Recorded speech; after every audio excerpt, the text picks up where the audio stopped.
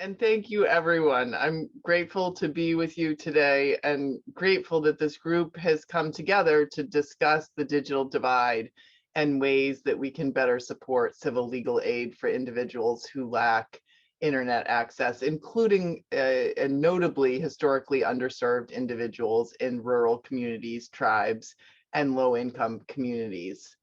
Um, I'd like to start by thanking Ron Flagg, John, and the Legal Services Corporation more broadly for bringing this group together. There's no entity better suited than LSC to lead this discussion.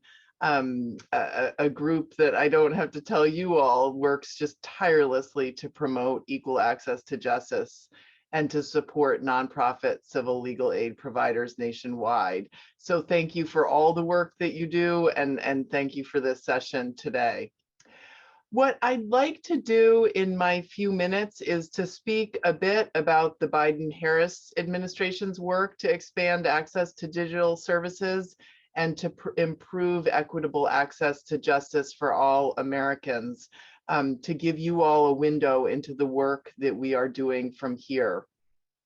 On the issue of access to justice, President Biden knows very well, that timely and affordable access to the legal system can make all the difference in a person's life. From keeping someone out of poverty or keeping someone in his or her home to helping someone fight a consumer scam. That understanding is why President Biden has repeatedly expressed his commitment to expanding Americans' access to lawyers, to the courts, and to federal programs. Notably, on May 18th of last year, President Biden issued a presidential memorandum on restoring and expanding the federal government's leadership role on access to justice.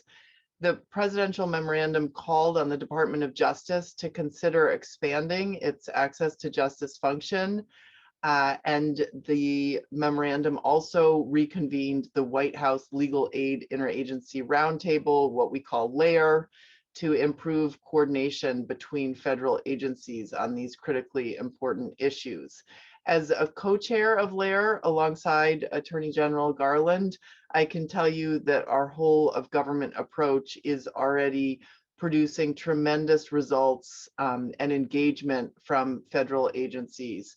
The enthusiasm, the energy, the commitment is there, and it's wonderful to see it coming together. On October 29th, the newly reinvigorated LAIR released its first report entitled Access to Justice in the Age of COVID-19, which examined the impact of the pandemic on access to federal programs, initiatives, and services.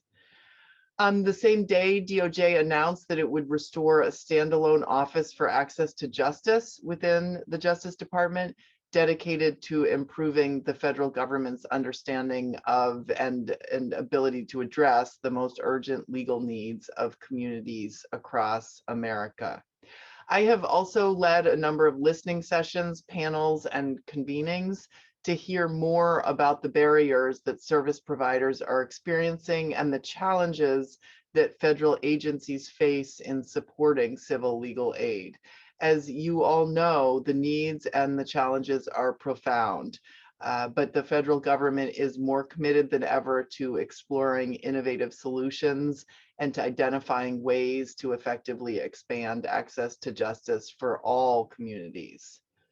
Through our ongoing work, we have also heard about the specific and unique challenge that is the subject of today's discussion: access to technology and ways in which many Americans, including those from historically underserved communities, face significant barriers to accessing online legal help and other supportive services.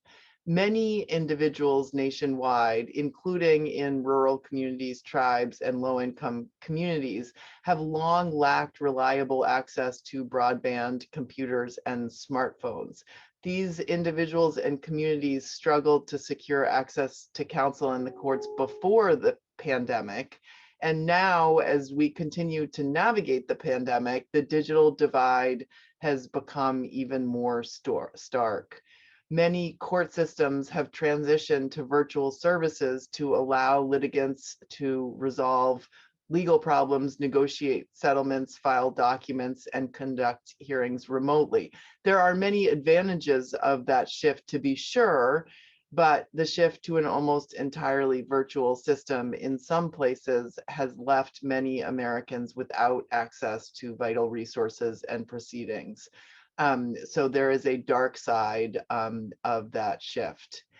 In response to this significant and urgent challenge, President Biden has made it a top priority to ensure that all Americans have access to reliable, affordable, high-speed internet, as well as equitable access to the civil justice system. Just a few examples that I want to highlight of our efforts to bridge the digital divide. His bipartisan infrastructure law includes a total of $65 billion to expand access to broadband, including the Broadband Equity Access and Development Program, which promotes broadband access in underserved areas, and the Affordable Connectivity Fund, which offers broadband subsidies to eligible households. So far, 10 million households have already enrolled in the Affordable Connectivity Fund, so it is really making a difference.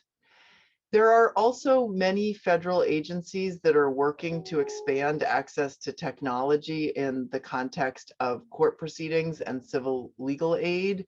For instance, ACUS, the Administrative Conference of the United States, has offered best practices and recommendations for virtual agency adjudications in order to facilitate full and fair access to proceedings.